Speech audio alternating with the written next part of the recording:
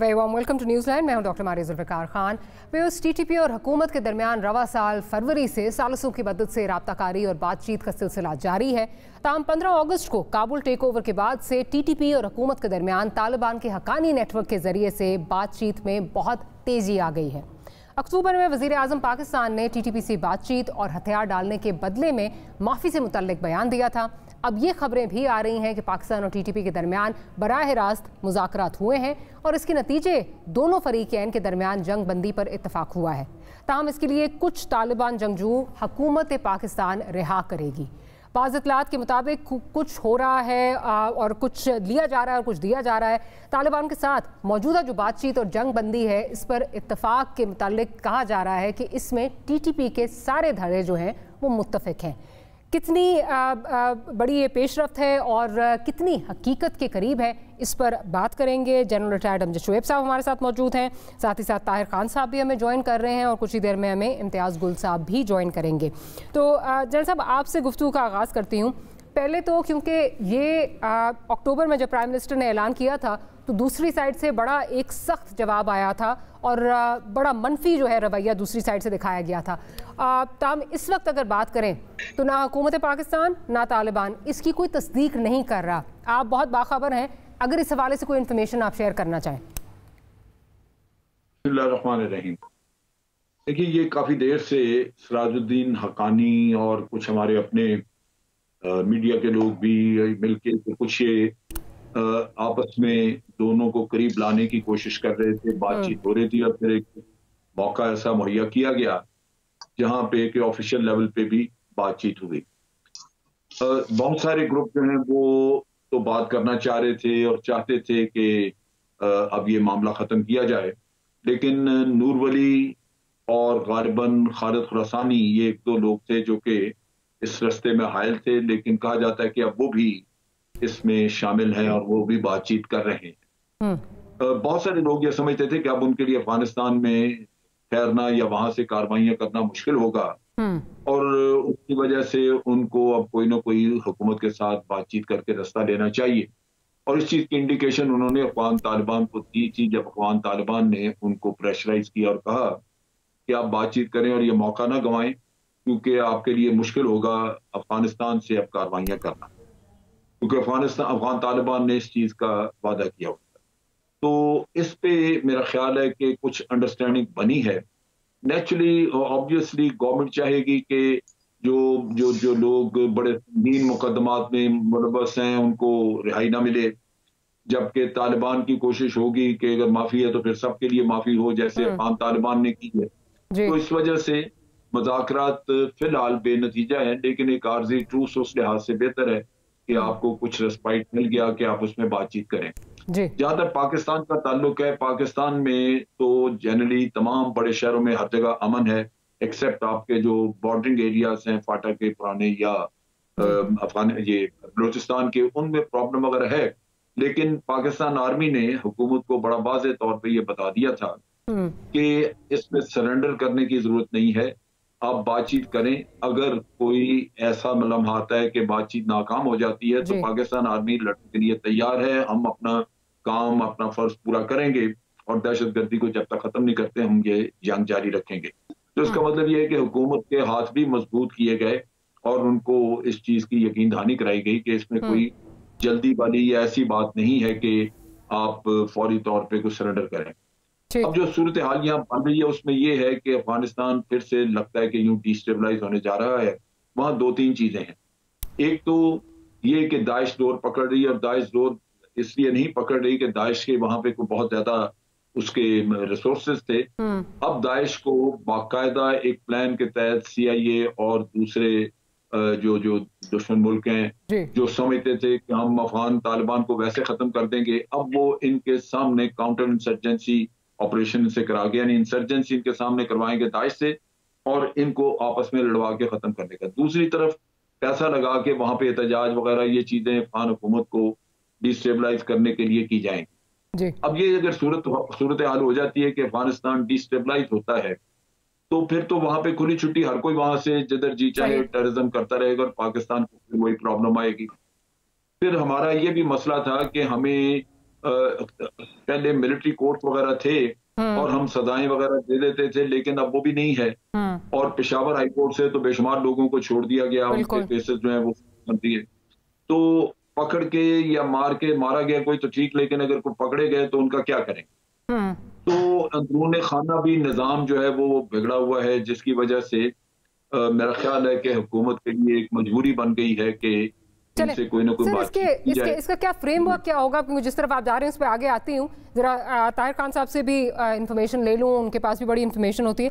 Sir, अभी तक खान साहब ये बात की जा रही है, जिस तरह जैल साहब ने भी कहा और ये खबरें भी आ रही हैं कि अभी एक स्टेलमेट की कैफियत है। गो के इस वक्त जंगबंदी जो है वो हुई भी है, लेकिन स्टेलमेट की कैफियत जो है वो नज़र आ रही है। आपकी क्या इतलात हैं कि ये कब तक जो है मामला किसी राह पे जो है वो चलेगा, पॉजिटिविटी की तरफ जो है वो जाने का जो है ये गामजन होगा? ये बहुत शुक्रिया आपका। मेरी नज़र में इस वक्त कोई ख़ास, जो कल जब ये खबरें आई थी तो मैंने पाकिस्तानी तालिबान के तर्जुमान को जो मैसेज किया और उसके जवाब में उनका यही आया था कि ग्राउंड पे इस वक्त कोई चीज़ नहीं है, यानी कोई मैच्योर नहीं हुई चीज़ें, कोई नतीजा सामने नहीं आई है। उनके अल्फाज थे जितनी भी खबरें अभी तक छपी हैं वो ज़राए की बुनियाद पर, किसी भी खबर में कोई भी किसी ने किसी का हवाला नहीं दिया। नाम तो आ रहे हैं, इसराजुद्दीन हक्कानी और फलां ये वो, अभी तक किसी भी, अगर एक अखबार में अंग्रेजी की, फिर उससे पहले एक गैर मुल्की रेडियो या उसमें भी था, फिर आज एक और अंग्रेजी अखबार में है, लेकिन सब मैंने पढ़ी है, उसमें नहीं है। मुज़ाकरात बिल्कुल हो रहे हैं, जब प्राइम मिनिस्टर ने खुद कहा था तो मुज़ाकरात है। तालिबान ने भी उससे इनकार नहीं किया कि मुज़ाकरात नहीं हो रहे, बल्कि कल के पैगाम में तालिबान ने कहा कि मुज़ाकरात से वो इनकार नहीं है। लेकिन ये इतना आसान नहीं होता। आपने कहा कि वक्त कितना लगेगा। अगर अफगान तालिबान ने 18 महीने लिए हैं तो अमेरिका के साथ मुज़ाकरात का और मुआहिदे का, तो मेरे ख्याल में इतना आसान नहीं होगा, क्योंकि देखना पड़ेगा कि दोनों जानिब से पाकिस्तान की हुकूमत और तालिबान TTP जो है कलदम, वो अपने मौक़िफ़ में क्या उससे पीछे हटते हैं या जो उनके अपने शराइत होंगे, मुझे नहीं पता कि क्या शराइत है, क्योंकि इस मौजू पे मैंने बहुत कोशिश की, लेकिन अफगान तालिबान कुछ नहीं बोलते। हाँ, वो भी मतलब है कि वो लोग भी कहते हैं कि है कुछ ना कुछ उनका रोल है, जो कि वज़ीर आज़म ने खुद भी कहा था। तो ये खोस का जो जिक्र हुआ है कि खोस में मुज़ाकरात हो रहे, तो मुमकिन है, क्योंकि जब हक्कानी का नाम जब आता है तो खोस उनका एक ज़दरान कबीला है, वो भी खोस में है। लेकिन तालिबान पाकिस्तानियों का जो मरकज है वो अब तो कुनड़ है या किसी हद तक तो निंगरहार में था। मुमकिन है कि मुज़ाकरात के लिए वो खोस की तरफ आए हों, जो ज्यादा सिकेवर होगा, क्योंकि अभी तालिबान का कंट्रोल है उसमें। तालिबान अफगान पे भी एक दबाव है कि वो इस न सिर्फ पाकिस्तानी तालिबान की बल्कि जो दीगर ग्रुप जो उन्होंने वादा भी किया है, और लेकिन हमारे लिए तो चैलेंज ये है पाकिस्तान के लिए कि जब से अफगान तालिबान की हुकूमत वहाँ आई है तो यह महसूस हो रहा है कि तालिबान के हमलों में कबायली इलाकों में और बिलखुसूस फिर वजीरिस्तान में हमलों में इजाफा हुआ है। तो तालिबान पे भी एक दबाव है, उनका मुआहिदा भी है कतर में, उसमें भी उनकी गारंटी है किसी को अलाउ नहीं करेंगे। कारण देखना पड़ेगा कि मुज़ाकरात मेरी नजर में ठीक है, होने चाहिए, क्योंकि मसले चैलेंज तो है। TTP अगर अफगानिस्तान में हो तो पाकिस्तान के लिए बड़ा चैलेंज रहेगा। और अब तो TTP की बनिस्बत उनके जो तमाम नाराज ग्रुप से वो भी वापस आ गए हैं। तो अब देखना है, मेरा नहीं ख्याल कि बहुत जल्दी कोई बड़ी पेशरफ हो। राइट। अच्छा, आपकी बात को आगे बढ़ाते हुए खान साहब, गुल साहब की तरफ जाऊंगी। गुल साहब, ये बात हो रही है जो ये मुज़ाकरात का सिलसिला शुरू हुआ है पाकिस्तानी तालिबान और हुकूमत के दरमियान, विद जो अफ़गान तालिबान है सालसी का रोल एक अदा कर रहे हैं। अभी खान साहब ने कहा कि अगर वहाँ 18 महीने लगे थे तो यहाँ कोई हम बहुत जल्दी जो है वो पेशरफ्त एक्सपेक्ट ना करें और ना करनी चाहिए।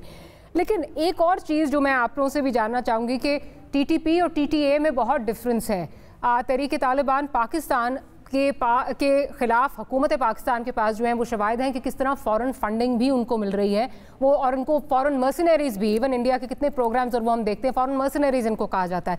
तो क्या खदोखाल क्या होने चाहिए उस पीस प्रोसेस का जिसमें पाकिस्तान के लिए एक विन विन सिचुएशन हो? क्योंकि अगर तो ये फंडिंग चल रही है तो रुकेगी नहीं। किस तरह मुआहदे, फिर वही बात आती है, माजी में बहुत ज़्यादा हुए हैं और वो कामयाब नहीं हुए, दे ऑलवेज फॉल अपार्ट।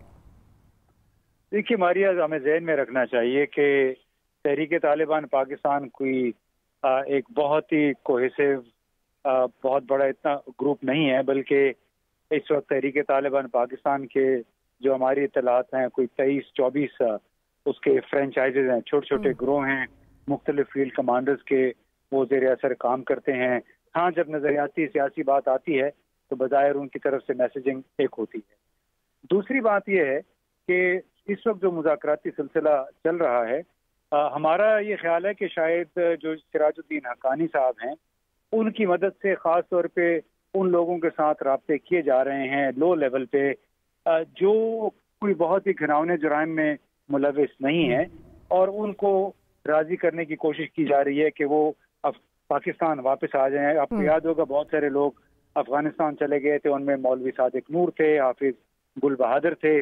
اور سب سے بڑا چیلنج اب یہی ہوگا پاکستان کے لیے کہ جو دہشت گردی کے سہولت کار فرینچائزز یا گروہ ہیں ان کو کس طرح علیحدہ رکھا جائے ان لوگوں سے جو کہ واقعتاً پاکستانی ہیں، پاکستان واپس آنا چاہتے ہیں، گمراہ ہو گئے تھے، اور ان کو کنونس کیا جا سکتا ہے کہ آپ اپنے ہتھیار پھینک کے پاکستان کے آئین کو مان کے اور تائب ہو کے تشدد سے پاکستان واپس آ جائے. تو یہ ایک بہت بڑا چیلنج ہے، اور اسی لیے جو طاہر صاحب نے کہا کہ یہ جلد اس کے نتائج بھی سامنے نہیں آئیں گے، اور یہ معاملہ بھی میرا خیال ہے ابھی پاکستان کو تشدد کا سامنا کرتے رہنا پڑے گا اس وقت تک جب تک بھارت کے ساتھ ہمارے تعلقات بہت اچھے نہیں ہو جاتے، کیونکہ وہ لوگ جو بھارت کے لیے سہولت کار کا کام کر رہے ہیں، ان کے پراکسیز ہیں، وہ تو اتنے اصلاحات و مذاکرات میں آئیں گے، اور اگر آ بھی گئے تو میں نہیں سمجھتا کہ وہ اپنے گل صاحب قطع کلامی کی معافی، بھارت کے ساتھ تو تعلقات لگتا نہیں ہے کہ کبھی ٹھیک ہوں گے، but is Bharat the only stakeholder in this, only actor in this, یا اور بھی ایجنسیز جس طرح صرف بھارت تو نہیں ہے، اور بھی بہت ساری یہاں پہ ایجنسیز ہیں جو کار فرما ہیں؟ دیکھیے وہ تو اب اندازے لگانے والی بات ہے، ہمارے پاس کوئی اس طرح کا ثبوت نہیں ہے، نہ یہ جو حکومت کہتی ہے کہ ہمارے پاس ان کی بھارتی فنڈنگ کے ثبوت ہیں. ثبوت کوئی بھی انٹیلیجنس ایجنسی آن گراؤنڈ نہیں چھوڑتی ہے، اور یہ ہمیں اپنے لوگوں نے بتایا ہوا ہے.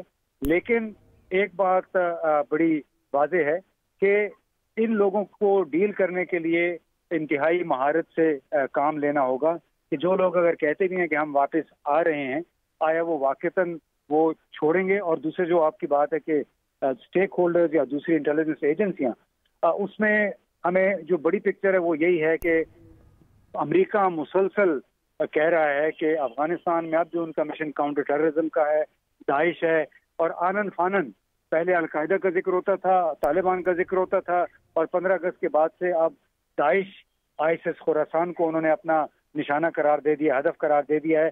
تو یہ ایک بڑی سوالیہ نشان ہے اس پہ بہت بڑا کہ آخر امریکہ کو کس طرح پتہ چل گیا کہ افغانستان میں موجود داعش امریکہ کے لیے سب سے بڑا خطرہ ہے، اور کیوں بار بار پاکستان کی فضائی حدود کو استعمال کرتے ہوئے یہاں سے ڈرون بھیج رہے ہیں یا B-52 بمبار طیارے بھیج رہے ہیں. تو اس میں تھیوریٹیکلی امریکہ بھی اس میں اس کی ایجنسی یا ایجنسی کا حصہ بھی اس میں شامل ہو سکتا ہے. لیکن ایک بات واضح ہے کہ چونکہ چین کو اپسیٹ کرنا ہے، چین کے لیے راستے مسدود یا محدود کرنے ہیں افغانستان اور سینٹرل ایشیا میں، تو اس میں کوئی بعید نہیں ہے کہ IMU، ETIM جس سے چین کو خدشات ہیں، TTP، ان سب کو استعمال کیا جائے ایسے حالات پیدا کرنے کے لیے جس میں چین جو ہے اس طرف اپنے اثر و نفوذ، اپنے بیلٹ اینڈ روڈ انیشیٹو کے منصوبے نہ پھیلا سکے. ٹھیک، جنرل صاحب کی طرف چلتی ہوں. جنرل صاحب آپ سے جب اکتوبر میں بات ہوئی تھی، غالباً سپٹمبر میں جب بات ہوئی تھی، جب یہ اعلان ہوا اور اس کے بعد یہ ان کی طرف سے بڑا منفی رویہ آیا، تو آپ نے یہ بات اس وقت بھی کی تھی کہ جو ہماری جانیں گئی ہیں، جو ہمارے لوگ شہید ہوئے ہیں، ان کے ورثہ کے بہت زیادہ کنسرنز ہوں گے، اور ان کو بھی جو ہے وہ one has to bear that in mind. APS ہم میں سے کوئی بھی جو ہے وہ بھلا نہیں سکا. تو اس حوالے سے اگر یہ مذاکراتی عمل جو ہے وہ چلتا ہے، آپ کیا سمجھتے ہیں کہ کس طرح اس کو جو ہے وہ آگے بڑھنا چاہیے، یا کیا جو ہم بات کر رہے تھے کہ کیا فریم ورک اس کا کیا ہونا چاہیے؟ دیکھیے یہ ہمارا ایک بڑا مسئلہ ہے اس وقت کہ APS کے فیکٹریز جو ہیں وہ بیچارے ان کو کوئی پتہ نہیں ہے کہ جن لوگوں نے یہ کام کیا تھا ان کو سزائیں ہوئی نہیں ہوئی. وہ تمام TTP ساری کو سمجھتے ہیں کہ یہ وہی مجرم ہے. اصل میں جو ملوث تھے کچھ تو لوگ وہ مارے گئے وہاں پہ جو ایکچولی APS میں آئے تھے. دوسرے وہ جو سہولت کار تھے جو پکڑے گئے उनको सजाएं हुई, और वो जो अभी 230 के करीब लोग हैं जो कि जिनको सजाएं मिलिट्री कोर्ट से हुई थी, और उनमें से आधे से ज्यादा हैं जिनको पेशावर हाई कोर्ट ने बरी किया, लेकिन उनके खिलाफ जब अपील सुप्रीम कोर्ट में हुई तो वो उनका फैसला पेशावर हाई कोर्ट का जो वो होल्ड किया हुआ है, वो छूट भी सकते हैं और उनकी सजाएं एग्जीक्यूट भी हो सकती हैं अगर सुप्रीम कोर्ट फैसला करता है। बारसूरत वो पेंडिंग, तो इनको लेना चाहिए कॉन्फिडेंस में, ताकि उनको ये फीलिंग ना हो एपीएस के फैक्ट्रीज को कि उनके केस को बिल्कुल हमने नजरअंदाज कर दिया है। उनको पता होना चाहिए कि अगर उन्होंने एहतजाज करना ही है तो पेशावर हाई कोर्ट के बाहर जाके करें, जहां से अब ये मसला उलझा है आके। दूसरी बात ये है कि हमें एक और जो चीज देखनी है वो ये है कि अगर ये दहशतगर्दी चलती रहे और कल किसी और जगह पाकिस्तान में कोई एपीएस टाइप वाकया हो जाए तो हम क्या जवाब देंगे उन लोगों को? खुदा न खास अगर कोई ऐसी चीज हो जाती है तो वो भी उतना ही आप कह लीजिए कि एक सानिया होगा जो कि बड़ा तकलीफ दे और कौम बुला नहीं सकेगी। तो बात यह है कि दोनों सूरतों में प्रॉब्लम्स हैं।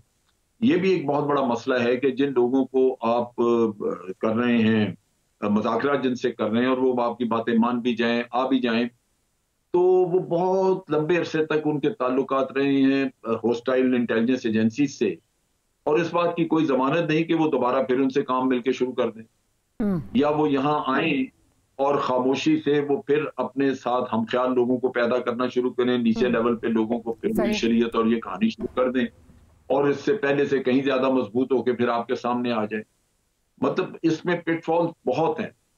कहने को तो आप कह सकते हैं कि जंग आप लड़ते रहें और अफगान तालिबान की जिम्मेदारी है, लेकिन मुझे यूं लगता है कि अफगान तालिबान की अपनी रिट कमजोर पड़ती जा रही है, और अभी जो इंटरनेशनल पावर्स हैं उनकी कोशिश होगी कि अफगान तालिबान की हुकूमत को डिसलॉज कर दिया जाए, और वो डिसलॉज करने के लिए मुख्तलिफ अरेंजमेंट्स करेंगे, जिनमें एक तो ये एक दो टेररिस्ट ग्रुप जो हैं वो इनको इनके खिलाफ लड़ाएंगे। उन्होंने पहले ही एक फतवा जारी करवाया है जिसका CNN वगैरह ने जिक्र किया है, जो हमने वैसे नहीं देखा, और वो फतवा ये है कि उन्होंने अफगान तालिबान को, इन्होंने दाइश वालों ने अफगान तालिबान को काफिर करार दे दिया है, और उन्होंने कहा जी कि ये अपने लोगों को मारते हैं दूसरों को खुश करने के लिए। ये एक ऐसा किस्सा है जो कि वहां पे बगैर सोचे समझे एक जंग शुरू करने के लिए कारआमद होगा और तालिबान के खिलाफ एक बड़े पैमाने पे इंसर्जेंसी शुरू होगी।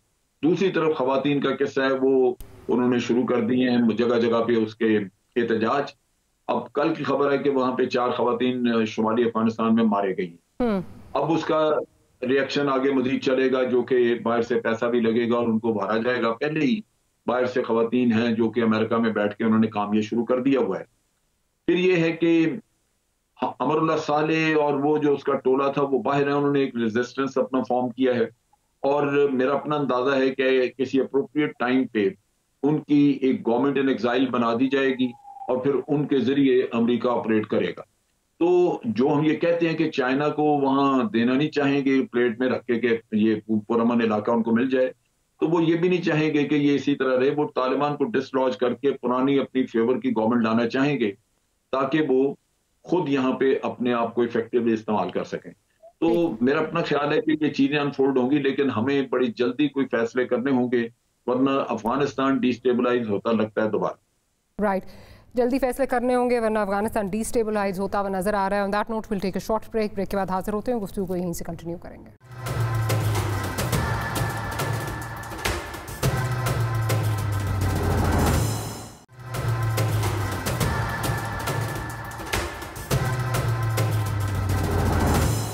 Welcome back after the break. Khan साहब की तरफ चलती हूँ। खान साहब, आप क्या समझते हैं, जो भी जनरल साहब जिस तरह बात कर रहे हैं कि माजी में भी उनके ताल्लुकात जो हैं वो रहे हैं, इतने साल हॉस्टाइल इंटेलिजेंस एजेंसीज़ के पे रोल पे हो रहे हैं, उनके साथ जो है वो काम करते रहे हैं, और फिर अगेन ट्रस्ट डेफिसिट उसी तरह है कि यहाँ आ भी जाते हैं, बज़ाहिरन वो आमादा हो भी जाते हैं, लेकिन यहाँ पे फिर एक अपना और नेक्सस बना के अपने जैसे लोगों को और कल्टिवेट करके और मज़ीद इंतशार यहाँ पे फैलाया जा सकता है। ये फिर किस तरह, ये जो हम बात कर रहे थे फ्रेमवर्क, किस तरह इसको डिसाइड करें कि किस तरह उन एलिमेंट्स को जो कि जिनको कहा जाता है फुट सोल्जर्स हैं या जिनको कहा जाता है कि वो बड़े एक्टर्स नहीं हैं, उनको इस तरह के फैक्टर्स से, इस तरह के जो एक्टर्स हैं उनसे डिटैच किस तरह किया जाए?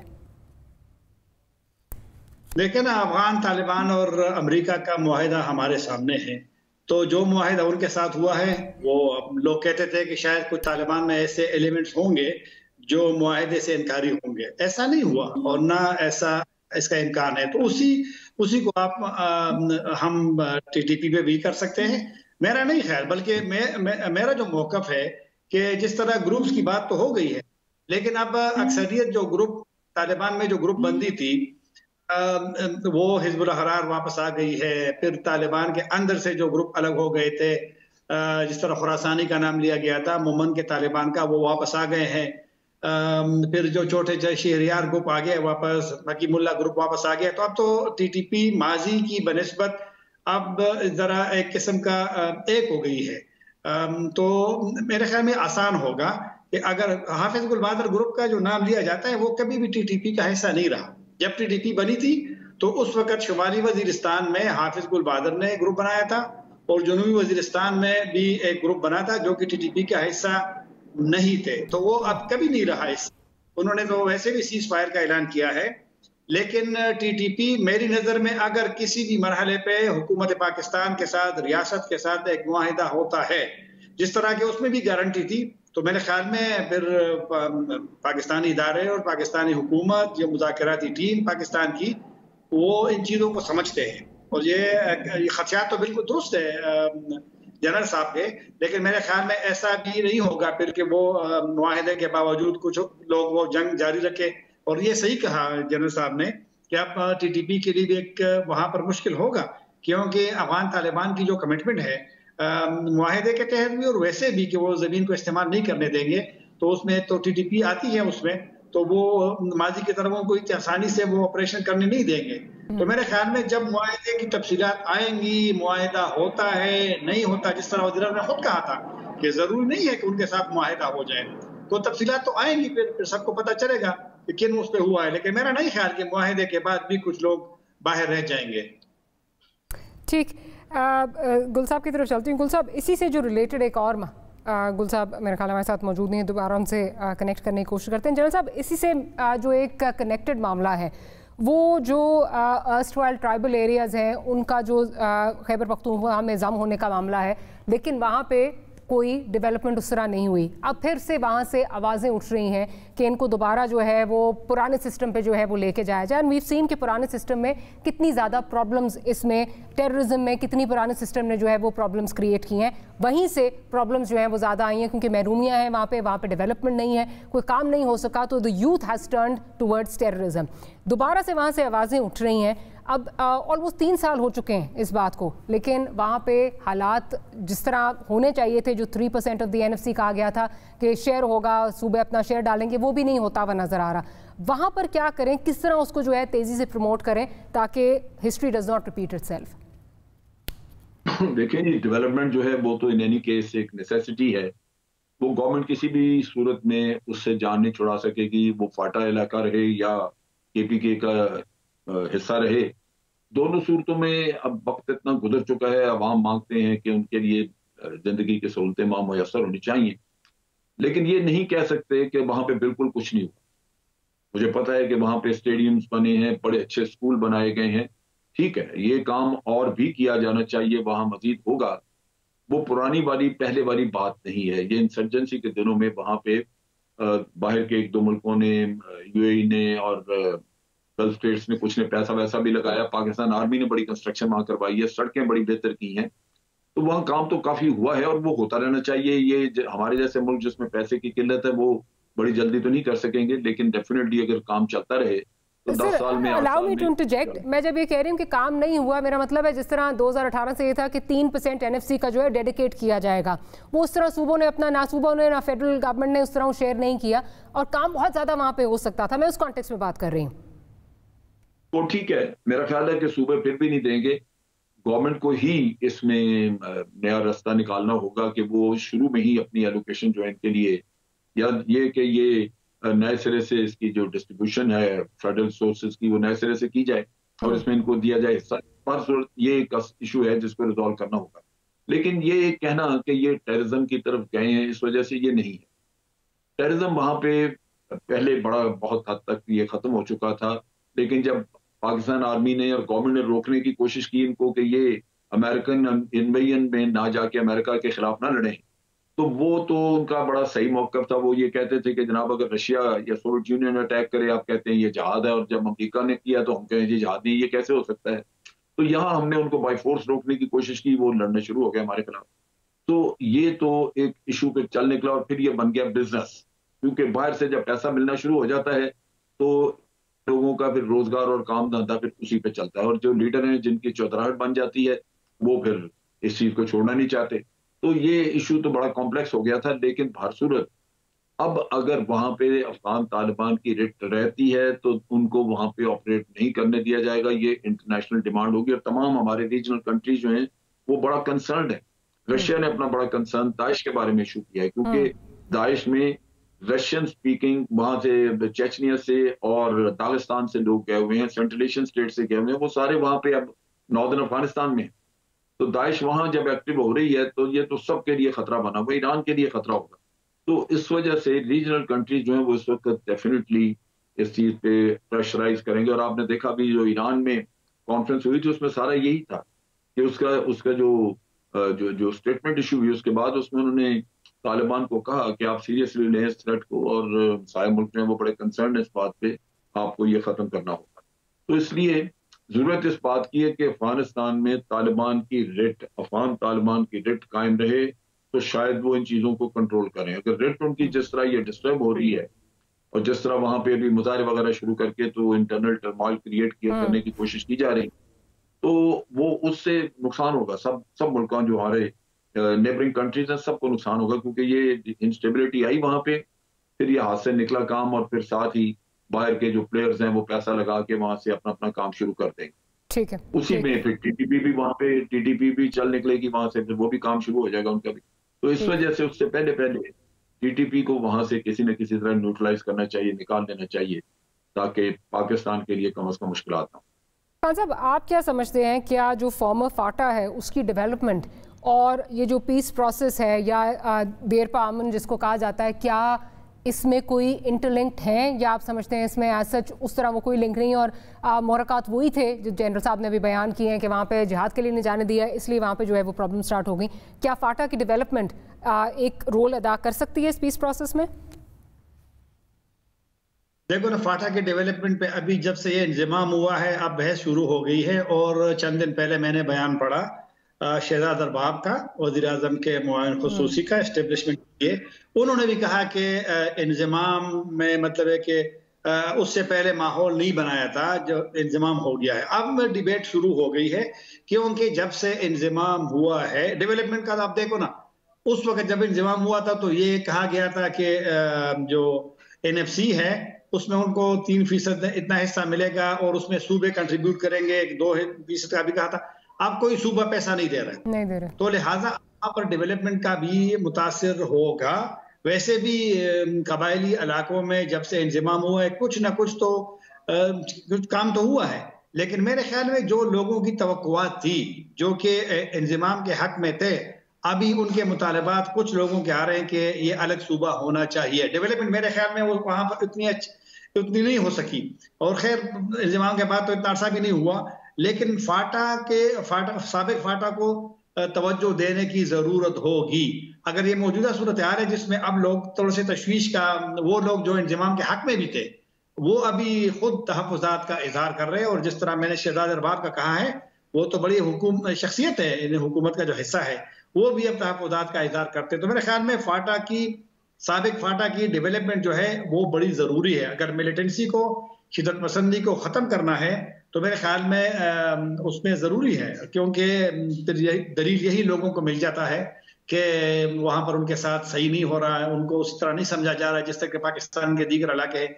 तो उनको मेरे ख्याल में फाटा को या साबिक फाटा को तवज्जो की जरूरत है डेवलपमेंट के लिए। डेवलपमेंट के लिए साबिक फाटा का डेवलप होना बहुत ज़रूरी है for the peace process to be successful. On that note हम एक छोटी सी ब्रेक लेते हैं। जनरल साहब आपका बहुत शुक्रिया, ताहिर खान साहब आपका बहुत शुक्रिया। Will be right back after the break और गुफ्तगू को यहीं से कंटिन्यू करेंगे।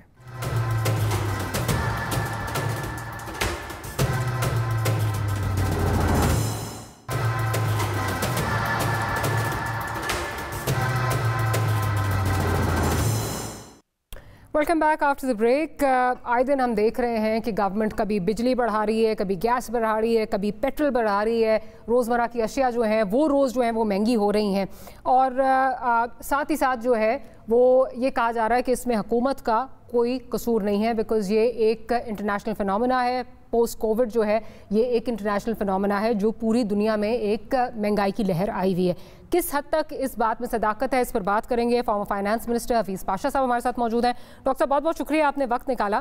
डॉक्टर साहब आप क्या समझते हैं इसमें एक इंटरनेशनल फिनोमेना किस हद तक है और किस हद तक गवर्नमेंट की जो है वो अपने जो गलत डिसीजंस हैं या डिसीजन मेकिंग का जो फुकदान है उसकी वजह से ये हमें एक महंगाई का जो बहरान है हमारे सर पे इस वक्त मंडला रहा है? बिस्मिल्लाहिर्रहमानिर्रहीम। बात यह है कि ये जो बाहर की कीमतों का इजाफा है ये सिलसिला पिछले जनवरी ये जो साल के आगाज में बस शुरू हुआ है। पिछले 2 साल जो हैं उसमें जो अफरात-ए-ज़र हुई, और आपको याद होगा कि 2019-20 में ये तो तकरीबन 11% तक पहुंच चुका था, आजकल 9% है। इसमें तकरीबन जो अफरात-ए-ज़र के वजूहात थे वो सब अंदरूनी थे, इसलिए कि पिछले साल 2020 में कोविड के बाद तो कीमतें बिल्कुल गिर गई थी इंटरनेशनल।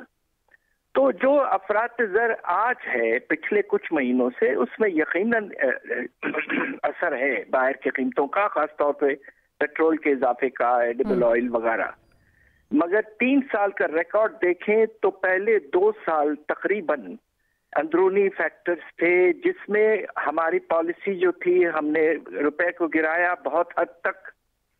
दूसरा हमने ये किया कि बजट के खसारा जो है वो बेतहाशा बढ़ गया, उसके नतीजे में मनी सप्लाई में इजाफा हुआ और बहुत पैसा कम चीजों के पीछे भाग रहा था। तो ये इंटरनल फैक्टर्स थे। बस अगर हुकूमत ये कह रही है कि पूरे 3 साल बाहर के फैक्टर्स से, ये यकीनन नामुनासिब है। लेकिन डॉक्टर साहब इस पे भी क्योंकि बहुत ज़्यादा बहस भी होती है, बहुत ज़्यादा बात भी होती है, दोनों साइडों का पॉइंट ऑफ व्यू अपना अपना है। मैं चाह रही हूँ एक आपका अनबाइस्ड पॉइंट ऑफ व्यू लूँ। चीनी है, आटा है, अब आपने देखा है चीनी की प्राइसेस जो हैं वो इस वक्त आसमान से बातें कर रहे हैं। आटे का अगर देखें तो कभी इस तरह जो है वो हमें जिस तरह इंपोर्ट करना पड़ा आटा, फिर वो भी बहुत ख़राब किस्म का आटा आया, देर से उसको जो है वो इंपोर्ट किया, that also contributed to it. ये जो दोनों ये अशिया हैं इसमें किस हद तक जो है वो इंटरनेशनल फैक्टर्स कारफरमा है और किस हद तक गवर्नमेंट की जो है वो नाअहली है? ये बहुत अहम सवाल है आपका।